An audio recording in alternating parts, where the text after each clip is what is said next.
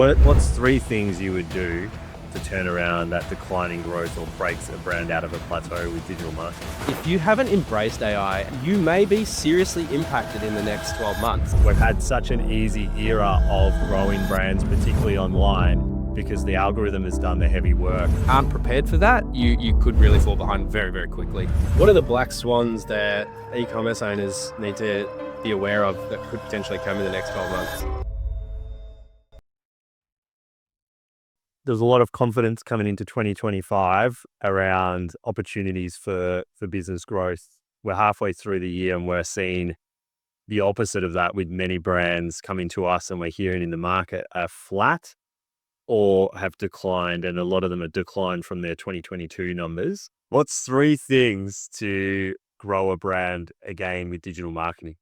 Yeah, absolutely. So a couple of things. One is that you've probably got some level of success with your existing customer base and that customer persona. The reality is what you're most likely not doing is cultivating a new audience who isn't in market. And we know that, up to 95% of people who are in your target market are not currently ready to buy today. Your ads are likely only targeting the people that are ready to buy today. So at the point that they get to consideration, are they going to consider you as a brand? Maybe not. Maybe other brands have done the work to cultivate them ahead of time as well. So first of all, I'd be starting to think around creative production. And what most brands do really bad is they're not comfortable being on camera. And the reality is that creative in a digital environment needs to be quite organic. It needs to feel like it's your friend's post, not that you're being spoken to by a brand. So no matter if that's you, the business owner, or if you, the marketing manager, or you, the inventory manager, it doesn't really matter. Find somebody who's comfortable to be on camera, who can talk and represent the brand in a way that feels conversational, so that your target customers are, experiencing who you are and what you feel and what you value, and are talking to them in a meaningful way. Now, what does that content look like? Well, you don't have to sell them the brand or the product at this stage. You're a domain expert in something. Share information, whether it's educational, whether it's informational, or whether it's aspirational. You've got something intelligent to say that people want to hear.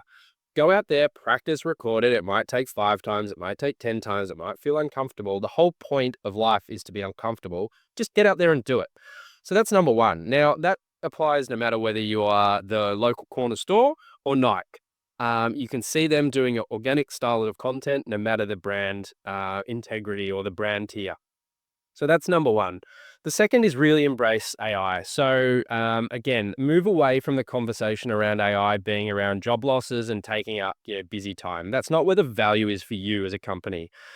The value is around making you more sophisticated than you are today. Think about it from, what are the areas that you just don't have time to focus on today? Like, is it understanding your target customer? Is it understanding like how you tell your brand story? There's probably a million different ways that you can think about that would make you a more sophisticated player than you are today. And I can guarantee you that AI can help you do that right now. If you haven't been practicing, find the right person to practice and they'll find a way to get some better results.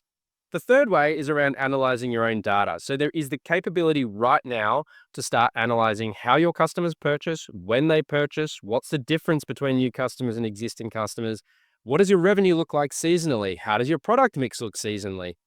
Take advantage of that right now. Make sure you protect your data, but at the same token, start using those tools because you have a level of business insights that you've never had before, and it's only going to get better, and you need to know how to use it right now. The brands that are going to grow again and break out of a declining model are the brands that are going to go back to marketing. We've had such an easy era of growing brands, particularly online, because the algorithm has done the heavy work. It feels like with AI that should be easier, but it's actually harder because you're losing the tools available to set yourself apart. And actually, it's that human input. You need to go back to obsessing about who your customer is, what do they care about, why would they want to interact with your brand. What we hear so often is brands maybe one day telling that brand story, or the bigger brands when they have to cut back on budget. It's never the product or the short-term budget that goes. It's always that brand building. And so if you actually look at your split of budget over the last 2 or 3 years and you're a brand that's declining, I'm going to hazard a guess to say the majority of that was focused on getting the 5% of people who are ready to buy today. You're probably spending 95% of your budget going after that 5% and only 5% going after the wider 95, and how you've even been engaging with them. So the brands that break out of this are the ones that get back to marketing. And what we were talking about before, if you're not watching your agency over the shoulder because you can trust them to get your North Star result, then you're now free to think about your business and your brand and have those strategic conversations with your agency that can get you back to focusing on who your customer is, who your brand is uniquely, and what's the intersection to which you can make that.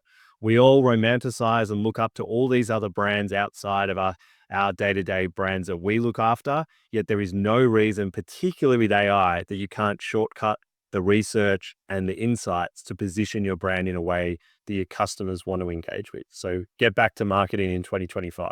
Forecasting the next 12 months, what's a black swan that a enterprise level client could be facing with their market? Well, there's a couple. So the first is that we just don't know what's happening with the US. So if you're a product-based business, what's going to happen with tariffs? What's going to happen with free trade? That could have a material impact on your business. So the reality is that there's ways to be prepared for that. You need to be cultivating audiences who are not in market. You need to be thinking about like what direction do you move if the US suddenly becomes less attractive, or there's a supplier issue with, getting products or components of products into the country.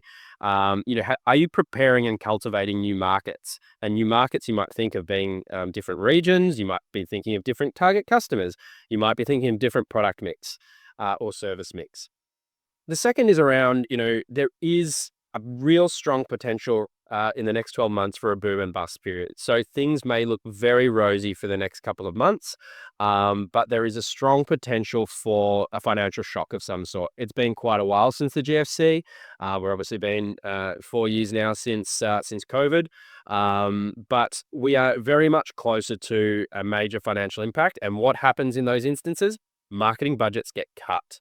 So what does that mean for you? It means you probably have to be looking at reducing spend to actually acquire customers, and potentially cutting your spend to cultivate customers as well. So to be the most robust you can be today, make sure that you have a strong program in talking to your existing customers. So strong retention program. You know exactly what your customers want. You're talking to them effectively. You're not just selling them. And then the second is in terms of new customer acquisition, remember that cultivation lasts for a period of time. So if you are speaking to somebody today and you're building brand affinity, that doesn't end once you stop that program. There's a 3-month or a 6-month window that they still kind of remember who you are.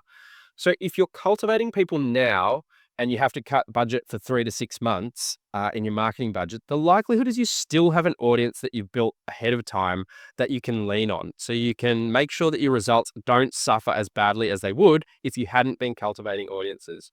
So those are my 2 thoughts. I'm going a different direction and honing on workflow. So I think the enterprise marketer spending the majority of their day in meetings with no desk time, and then playing that out into a marketing world, particularly in digital world where we are crying out for a velocity and volume of creative.